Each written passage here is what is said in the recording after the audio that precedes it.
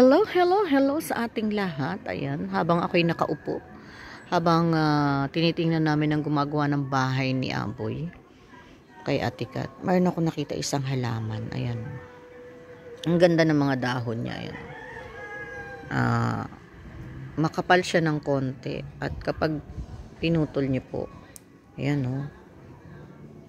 Ayan, alala ko ang aloe vera, pero hindi siya aloe vera. Tingnan niyo po.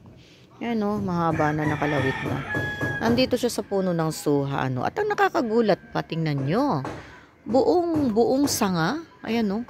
Buong sanga ng ng suha.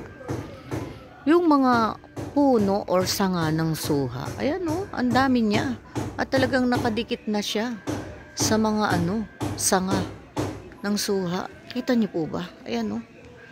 Ay, ang gandang tingnan. Maganda ng tingnan dahil maraming bunga yung suha. Ayan, tingnan niyo po. Pero, mas magandang tingnan tong mga halaman na nandyan. Look at that. Ano kaya pong halaman ito? Ano pong halaman kaya ito, mga kalingap ko? Ayan o, yung tumubo sa puno ng suha. Comment down below.